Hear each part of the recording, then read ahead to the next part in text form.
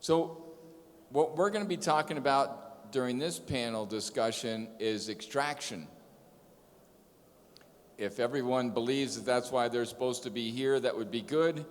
If you find that maybe you're supposed to be in one of the other ones, then all of us will shut our eyes and give you a chance to walk out and be able to move forward. So on my side, introducing myself, my name is John McKay. I had 29 years at Waters Corporation making separation technology, extraction technology for doing sample prep for chromatography, as well as a lot of CO2 extraction. Then I retired in March of 2017 and just started to find a way to lose as much money as possible. And I thought the cannabis industry would be a good idea, and it has worked out really well that the rate of money loss is significant, better than almost any other market I could come across.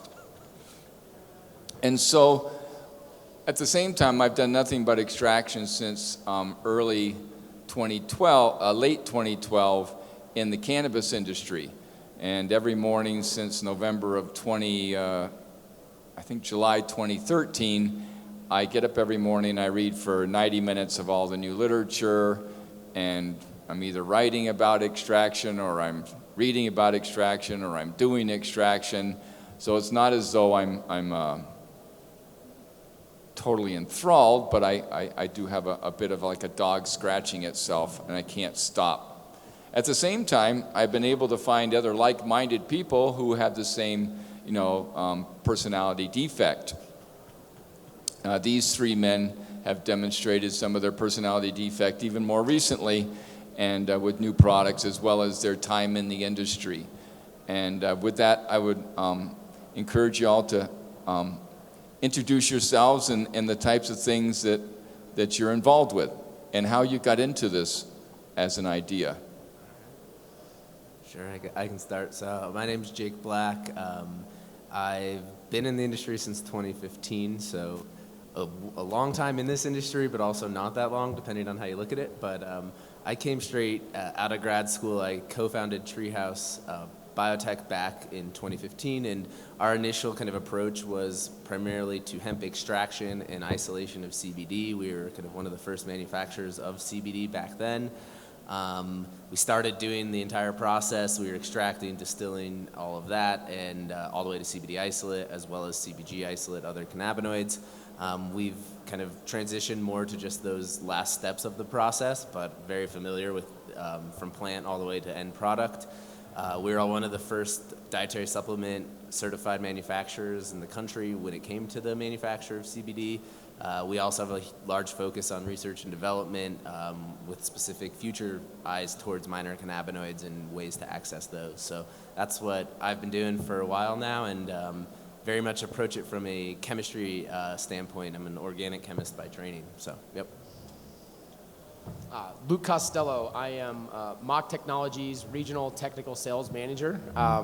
We actually came from about 5 other industries before we moved into the hemp and cannabis arena 2 years ago. And a lot of our background is in the manufacturing and engineering of kind of turnkey solutions for energy storage, the industries, automated casting machines for, say, die-hard batteries for your car, a lot of robotic AI automation on assembly lines, really just a lot of core American manufacturing engineering competencies that we brought to this industry 2 years ago. So we made a large commitment to this industry to solve a lot of the bottlenecks that we saw from a lot of the equipment that was being provided to the space for extraction and refinement. And so nonetheless, we've been here designing automated turnkey solutions for the industry for about 2 years, and now we're putting a lot of focus into new development and innovative equipment kind of that's going to hopefully, as these guys are doing on each side of me, giving people a better opportunity to succeed in the industry. So it's more or less who we are. That's not who I am, but that's who we are. And I'm Steve Bundy. I'm with Boulder Creek Technologies. I've probably been in the chemistry world almost as long as John, but not quite. And my trek has taken me through lots of different types of chemistry, from nuclear chemistry all the way down through analysis and into the petroleum and environmental worlds with testing and everything else. My cousin Rick and I, about a little over a year and a half ago, founded Boulder Creek Technologies, and we are based on finding solventless processes for extracting, whatever from biomass. So in our particular instance, it's focused on CBD. We have now two entries into the industry. One is a direct-to-tincture system that is a semi-continuous countercurrent tincture producing system at scale. It works really well. We've had that out there for about a year and a half also, and basically it's a single step all the way to a CBD or CBDA tincture. We have just 3 weeks ago received our first patent on our new hot air instrument that is, again, hemp in, spent hemp out, and then we get what we call a concentrate, a 60 to 70% concentrate out the other side that has never ever seen any solvent whatsoever. And it's also, the bonus is requires very little winterization or decarboxylation. Thank you. So as we're looking at this time and asking questions, because I have some prepared questions that I have for them, and then fairly global, of the people in the room, how many people are actively extracting right now? One. Everyone else is looking to get into extraction, or just curious to be able to do that? I don't know where to take it from there. And so it's more of, where do I get the extraction? Or how many people are thinking that it would be a good idea to be an extractor? Another one. Wise man. Wise group only to have one. And So, unfortunately, the guy who was on your first question is my cousin, my partner. well, in the last session, I had my son come to it just so I could fill a chair. So this is even worse. So what we're going to do is we're going to talk about extraction, because now that you have a scientific curiosity or a lot of time on your hands, what we're going to do is I'm going to ask the current question. So everything has changed over the last 3 years. And what's changed is the fact that you've now brought in a hemp bill that put enormous amount of material into the United States, and now trying to figure out how to extract that material and bring it into an oil. And then before that, when it was just cannabis, it wasn't that big a deal. I mean, you could have a system that could go slower because you're trying to do something very unique. You're trying to make a very unique dish. Sometimes you're trying to make an angel food cake. Sometimes you're just trying to make a cake. Those are two very different formulations, and so it takes a little bit of time. So as I head down the line, I'll start with Jake again, and that's, what have you seen over a change since the hemp bill came in on extraction methodology and equipment? Yeah, and I think given, the audience, I'll also maybe touch on some of the basics of extraction and how to think about it. But that would be great. Cool. So, yeah, one thing, just to continue the metaphor on the cake baking, right? You gotta get closer and louder. All right. Pretend you're Elvis. All right. To continue the cake baking metaphor, when it comes to equipment and extraction, with cannabis, being legalized in 2012 in certain states, and the strict controls on growing and extracting and the potency of cannabis, the tools used were, your kitchen Cuisinart, your kitchen blender, those sort of things that you could just buy. With the legalization and mass production of hemp, we're talking those massive blenders that you would see at a industrial scale bakery that's making little cakes for the entire country. Just a different level of equipment. And in the very beginning, the early days of the hemp extraction, it was everyone in cannabis is using this, so let's just buy slightly bigger versions of that. And there was never really a thought, or at least initially there wasn't a thought process about maybe there's just different equipment that is completely differently engineered for these larger scale processes. And so a lot of legacy cannabis extracting equipment, larger kitchen blenders would just get transported in. So that's, I guess, we'll end the metaphor. But with extraction in general and the hemp processing, you have to think about it as you have this plant that's grown in the field, and the cannabinoids that we're specifically interested in getting, so CBD we'll use as the main example, it only really occurs in the flowering body of the female plants. And how do you get the CBD out of that entire plant, stalks, leaves, seeds, flower, and to a pure form? So CBD isolate in its 100% pure form is a white powder, indistinguishable from something like baking soda. So how do you take this plant and get a pure cannabinoid? And that is the extraction and processing process in a nutshell. And with extraction, the big forms, originally were ethanol based. It's food grade. You can, if there's a little bit left over, it's not terrible because you're drinking ethanol anyways. There's supercritical CO2, which is high pressure gas being pushed through the material.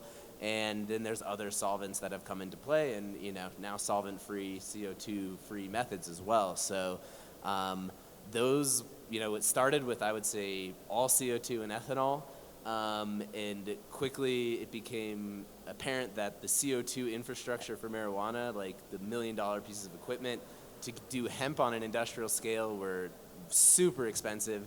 And there are some people who've made these massive CO2 facilities and can do it on scale, but the capital expense is just massive. Then on the ethanol side, it was much cheaper to scale that.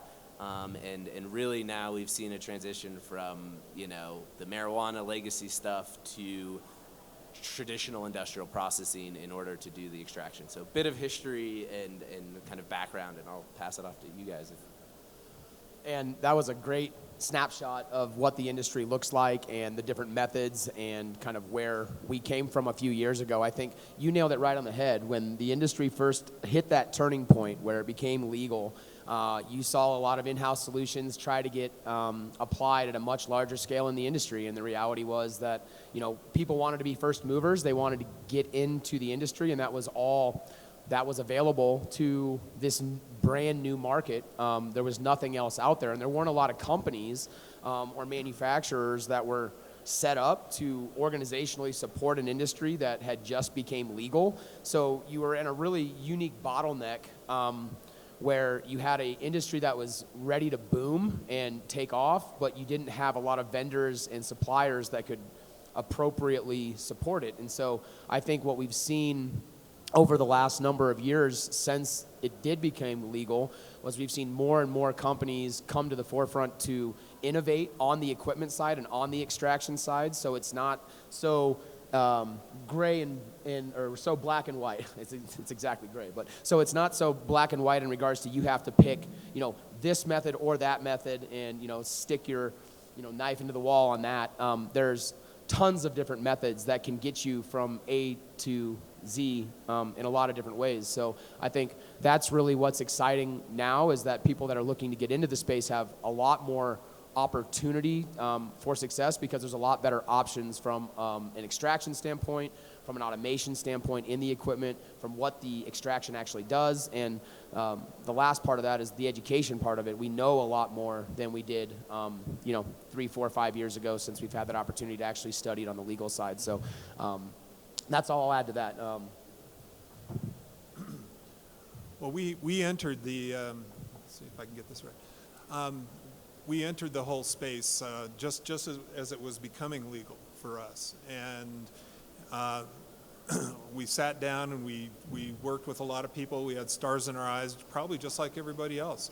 We were looking at ROIs in terms of, hours to days rather than weeks to years or months to years. And said, wow, if we can make this thing and get it going You know, we're just going to be rich beyond our wildest dreams.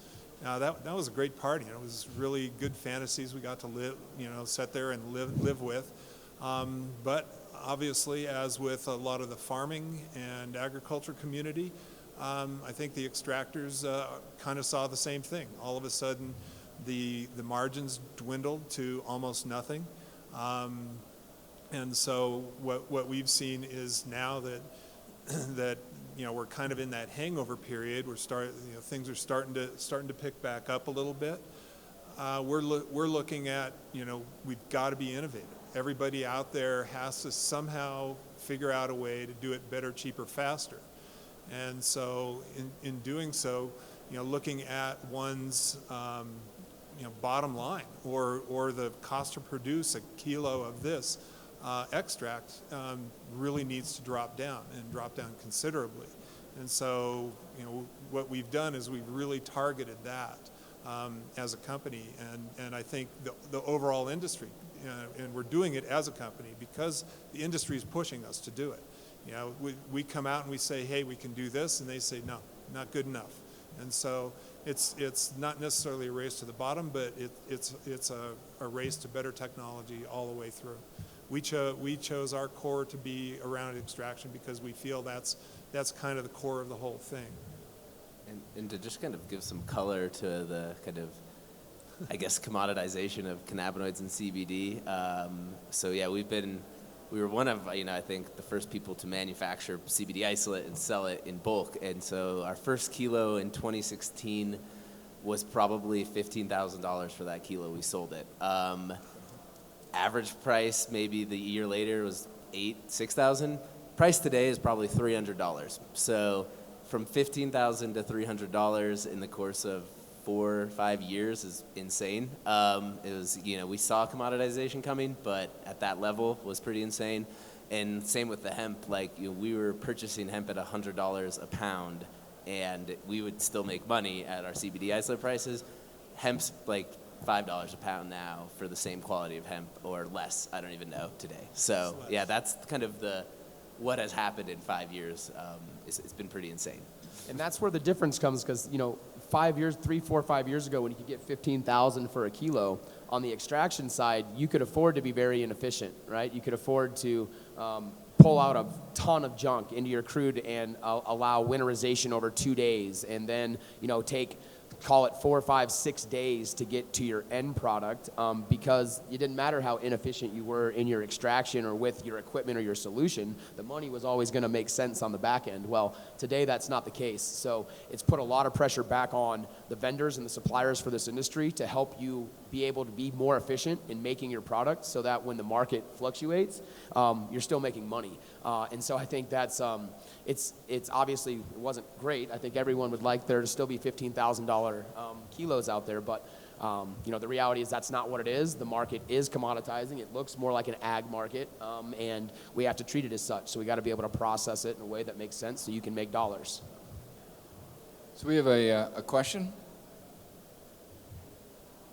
There must be some question about something, whether it's pricing or what you'd like to know anything about. Yes, sir.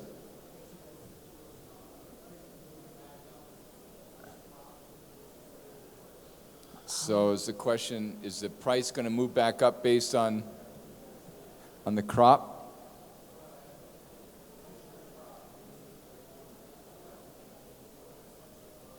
Yeah, it's super hard to predict, to be honest, which is not a great way to run a business. It's, again, been through it for 5 years. It's been a learning experience. But I think there's going to be kind of, you know, this traditional economic supply-demand equilibration over time. 2018, 2018 it was legalized. 2019, everybody planted hemp across the entire country. I've heard that there's still thousands of pounds of hemp, thousands of pounds of crude from even that harvest still there, and people planted in 2020.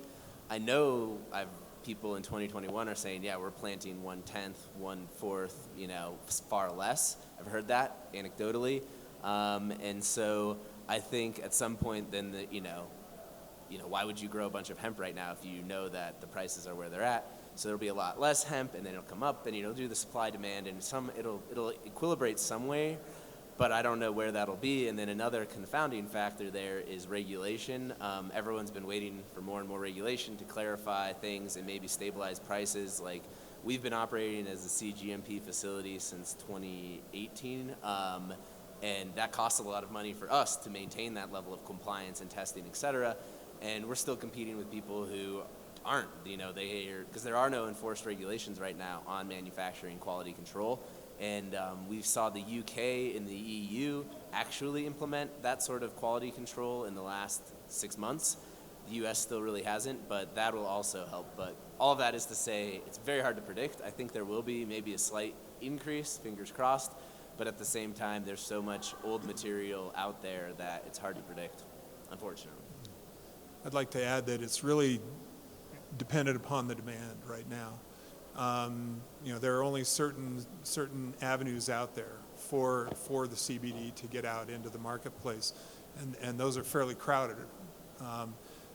Where a lot of people are sitting around kind of hoping and thinking that the big players are waiting in the wings. So we have the Cokes, the Pepsis, the Palmolives, Colgates and stuff sitting there waiting in the wings, ready to jump in as soon as FDA gives approval or any other kind of guidance, through regulation or whatever.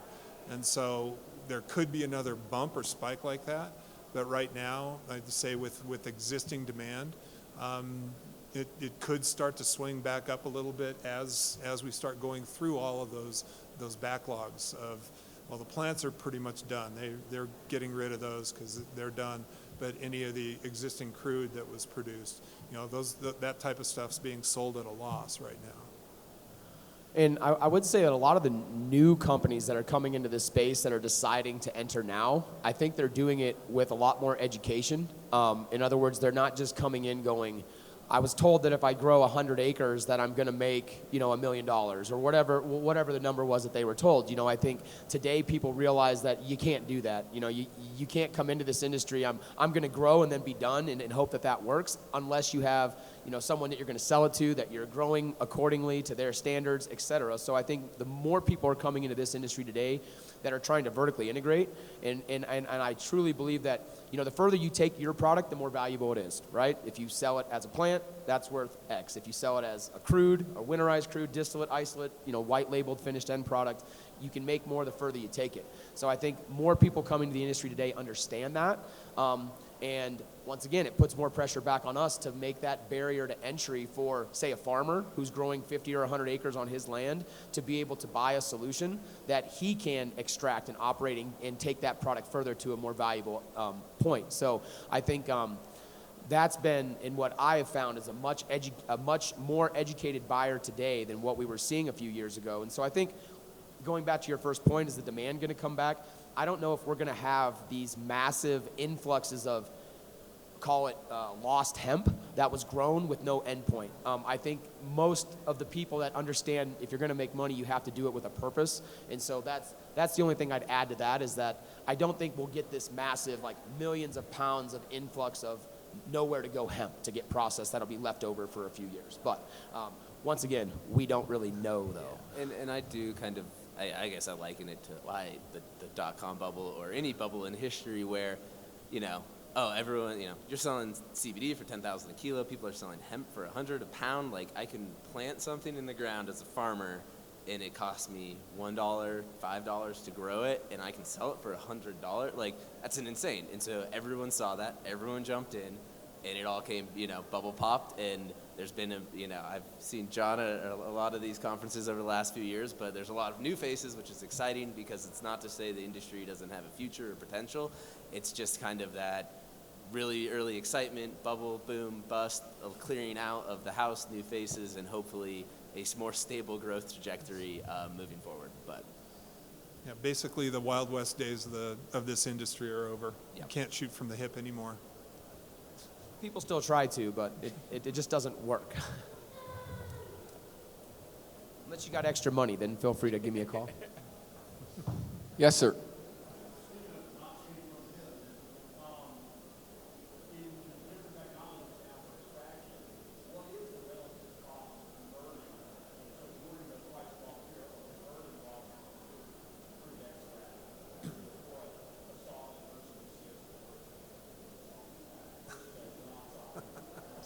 So see if I can reiterate the question. So as you're moving forward right now, what is the current technology for hemp that you would use that you would suggest as possible uses of solvent and the cost of manufacturing totally?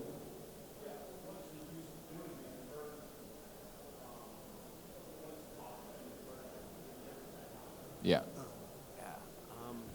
Tough to, that's a little bit of a weighted question in the sense that the solvent itself won't necessarily dictate, it'll dictate some of the efficiencies and some of what you get, but a lot of the problem has been there's just, the entire process has been extraordinarily manual at each step and each stage for a lot of years. So to do the extraction, then to winterize, and then to go from A to B to C. It didn't matter what solvent you used, whether it was warm ethanol, cold ethanol, CO2, hydrocarbon. You know, those are kind of the four primary ones, and then most people would narrow that down in the hemp sphere to, you know, cold ethanol, CO2. Those are what you've traditionally seen in a lot of these facilities in the past. But it's a little bit of a weighted question in regards to like the cost to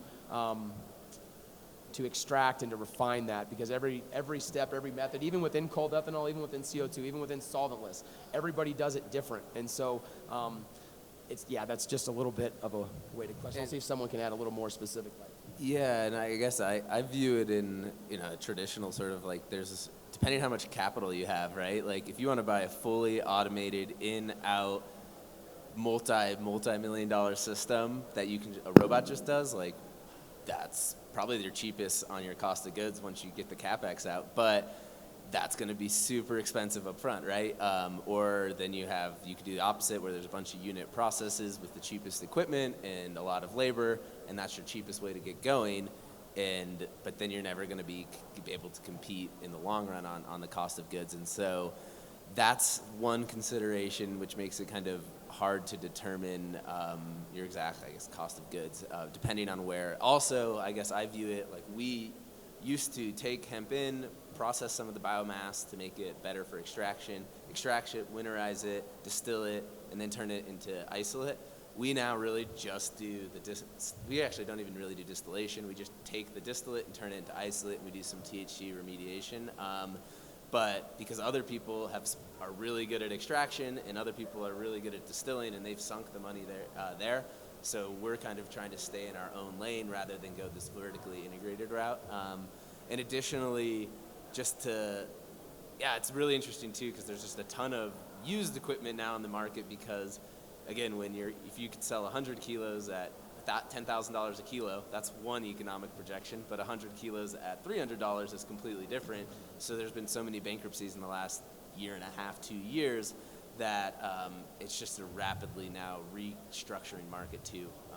And so versus giving you a number, he nailed it right on the head. It's becoming more efficient in your operating and your efficiencies. And so when you can cut down labor costs, when you can cut down energy costs, when you can cut down all of those pieces, that's what's going to help you get to the cost of your goods that you need it to be at. So that, once again, a more educated buyer that's actually coming in asking these types of questions, and they understand those inputs are going to dictate their margins on the back end. So it's hard to give you the number because I don't think you'll get there. But it goes back to becoming more efficient and figuring out how you can automate different parts of your business. Okay, now I'm going to take a crack at it. And really for us, the biggest thing is how much you're intending to process in a given day, week, month, whatever. We've done our math on it. We continually look at, say, a CO2 system versus ethanol system, along with all the steps, so that we can, before you get to basically a distillation-ready material. So it's gone through all the steps from a normal CO2 or ethanol system. You know, whether they pre-treat it before they extract it, or whether they go in and have to do lots of treatment steps there. We've found out that, you know, basically per kilo of produced product that's effectively, you know, that's your oil that's about to go into a distillation unit. It's been decarbed, it's been winterized, and everything else. A typical CO2 or ethanol system is going to cost you around $25 to $35 per kilo produced. That's what we've seen. When we did the math on ours, we're at 5. We don't have any. Our cost of goods is almost zero. It's electricity, just a little bit of electricity, possibly a little bit. I know it sounds too good to be true, but any of you guys who want to come see it, come see it. But really, that's what we're looking at. So your return on investment back into something like that is going to be rather quick if your differential is between $30 and $5 a kilo produced. So if you're producing, say, at anywhere from 7 to 10% of how much you put in, you can do that additional math. It's not that hard. So that's what we're looking at for ours. That's why we got into this business, was to improve it and get to something like what we found. Moreover, on the CapEx, no C1D1, no regulations around fire codes and storage of ethanol or other solvents. We also don't have to worry about, sorry if this is sounding like a sales pitch, but we're pretty excited about this technology. We don't have to recycle ethanol, so I don't have that still over there. I don't have any chillers to worry about. We're basically heating it up in a single step, dropping it back down. It becomes an oil ready to go into a distillation unit.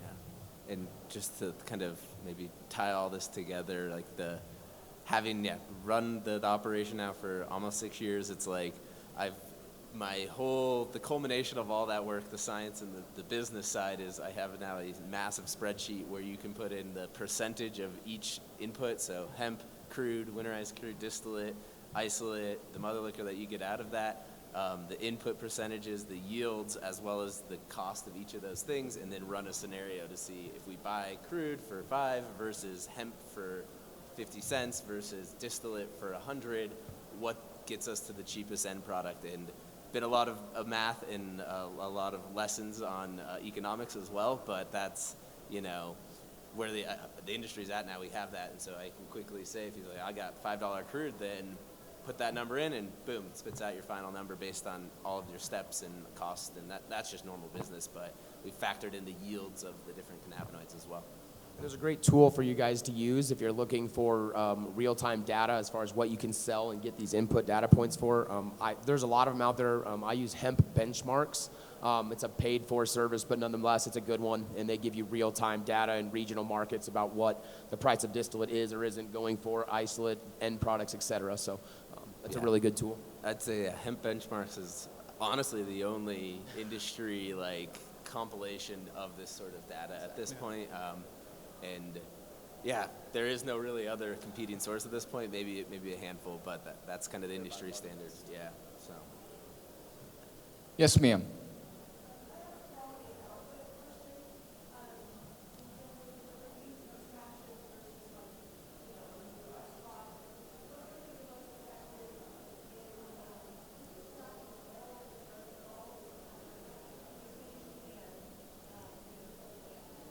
So the question is, at this point in time, what's some of their thoughts on the extraction technologies that allow you to get everything that's in the plant, the cannabinoids, the terpenes, and that would be one on yield versus just price, or do you want to balance? So if you guys balance in the price, because as a synthetic chemist, Jake and I are well versed on all the economics. They taught us that constantly in grad school, right? No. So we were happy to have beer money for grad school. But if you go back through, you also have to balance in the money. We can make the most amazing instrument on the planet, and it can cost, $300,000 a gram. So can you guys weigh in a little bit on that, knowing that you all have a little bit of a tilt, but overall everything?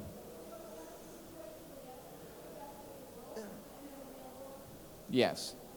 Yeah, just real quickly before these two jump in, and I'll let them start, but there's not one right answer to this. So it's there's one thing to extract everything out of the plant, That's one thing, and get it all. Then it's another thing to be able to refine it and get it down to what you're actually looking to do with your end product. And then throughout that entire process, are you maintaining, or what are you able to keep in that solution that you want? So it's not just about extracting it. That's the very beginning part of it. But then it's also about, once we extract, how do we go through the rest of that process to maintain the integrity of it, or to not necessarily take it out maybe all at once. Maybe there's other ways to take out the parts that you want at different stages. So I'll just say that to kind of give it a little more flavor. Yeah, and I think, even cost aside, there's probably, I know there's kind of evangelists, whether they're true believers or that's the process that they've sunk all their money in, whether it's CO2 or ethanol or a different solvent, or winterized, non-winterized, organic, non-organic. So those are all kind of, I would say, camps at this point. And then if you actually evaluate the differences of those products, I kind of view it on a couple categories. There's cannabinoid content, there's terpene content, there's other molecules content, fats and amino acids and chlorophyll and all those things. And then there's even kind of carboxylated cannabinoids versus decarboxylated cannabinoids. And I'm of the opinion, which is probably not a good answer for your question, that if I view cannabinoids as the most important active ingredient, I'm a believer that terpenes have medicinal effects as well. But if you get it from CO2 or from ethanol or from heptane, as long as you're looking at, are we capturing all these cannabinoids and most of the terpenes, I think they're pretty, maybe not right after extraction, they're not comparable, but if you're going to then distill it into some sort of distillate with enhanced cannabinoid content, which most people want, then the terpenes, retention from the first step matters less, because distilling is going to separate your terpenes anyways, and then to put them back together is what you're going to have to do. And so whether you started at CO2 or ethanol or heptane or something else, it's, as you process further, you're kind of reducing any of that. But if you're stopping right there, then you can make different arguments on, like, CO2 probably does maintain more of the terpenes than ethanol, because you have to evaporate the ethanol at a higher temperature. But that's if you're stopping right there. And so it's kind of what do you want? We focus on cannabinoids. We think those are the most active molecules. So we're processing with our full sole focus on the most cannabinoids possible. And we don't really care about any of those other things, but I know other people do care about those. So. And that was very well said, because cannabinoids and terpenes, those are mostly the two valuable parts of the plant. That's what everybody's trying to get out and maintain. And so, like you described, not only do the terpenes come out in the solution in distillation, they also come out when you're recovering your solvent back. The temperatures are very similar on a recovery rate. So, like if you do a CO2 extraction, most of the time you're going to end up winterizing that solution in some sort of alcohol to get the fats and the lipids and the waxes to drop off. There's some out there that don't require that. It comes out as a winterized crude, but not all the time. Once again, it's a loaded question, because there's no standard for our industry. So there's no, if you say one thing, it doesn't mean the same to every single person. So, like he was mentioning, if you're doing the extraction and you're maintaining that, well, most people aren't stopping there. It's not really an end product that you can take from a non-winterized decarbed crude, and take that to a finish. It takes further refinement. So to his point, if you want the terpenes, there's probably better ways to do that. There's probably solventless ways that you can take those out. There's more and more technology coming out to pull these individual components out, versus fighting this age-old fight of pulling terpenes out of a solution, whether you do CO2, hydrocarbon, or ethanol. It doesn't matter. It's a real pain in the butt. That's not the selling point for a method. It's the cannabinoid concentrate to his, that if that's your main focus, then the method will help you dictate that a little bit more, because some are more efficient than others. Some work better at this scale versus this scale. Yeah, and I agree with the other gentleman that it's really dependent upon what output you want. If you're looking for just an isolate of any of the given cannabinoids or minor cannabinoids, there are degrees of separation that you can do. We can separate those either through distillation or chromatography, or some liquid extractions and that type of thing. In our solventless, we've really focused on the hot air. It's going to bring things over as a function of their boiling points or their of some of the other properties. You know, with our other one that's a direct-to-tincture infusion, it's whatever's soluble in that particular given solvent. And in the tincture case, our tincture carrier is the solvent itself. And so whatever's soluble in the MCT oil is going to end up in our final product. And we hear this all the time. You see a lot of marketing done in this space. You know, there's a cleaner, safer way to do it, right? This solvent's cleaner, safer than this solvent, or whatever it might be, right? They all kind of take a side, it seems like, as you mentioned, because that was where you kind of hang your hat on one, so to speak, and then that's what happens. Well, I mean, in our experience, there's not, I mean, you're clean and safe by your processes and what you're doing to maintain the integrity throughout that, right? So it doesn't matter which solvent you do, there's a right way to do it, and if you do it the right way, you're going to get a clean, safe product. You know, cleaner, safer. It's more of a marketing thing, at least in my opinion, than than the education the industry really needs. So one of the things, so we only have 3 minutes left. So kind of to wrap up, I would say most of the answers come to formulation centric process control, knowing what you make. So as a consultant, I make my money based on being a seagull. I fly in, I eat your food, I shit all over you, and I fly away. So most of the stuff, what I look at is I take the spreadsheets that like Jake was talking about and being able to go through and have the customer understand what they're trying to make, because I want to be in the cannabis industry. Well, what part? What do you want to make?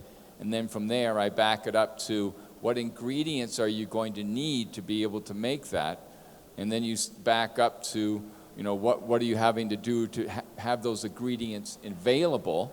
And then from there, I back up to the variety. So Jake's done part of the thing. So it came out of graduate school. It seemed like a good idea, and the $15K business plan works. At $300, even organic chemists can't make a business plan like that work, and we do miracles. We're unbelievable chemists. We are the best chemists on the planet. That's what organic chemists are. But when you look at that process, at one point in time, he's decided someone else can do that better at this time T. And I think on that side, when you look at the cannabis, the cannabinoids are the back wheel of the bicycle. The terpenes are the front wheel. They steer the experience, but the back wheel is the cannabinoids of the right cannabinoid that's providing you that energy for that. And with that, I'm going to say thank you so much for coming, and appreciate your time. And these gentlemen will still be around for a little bit, so go up and find out more about them and what they're doing. Thank you.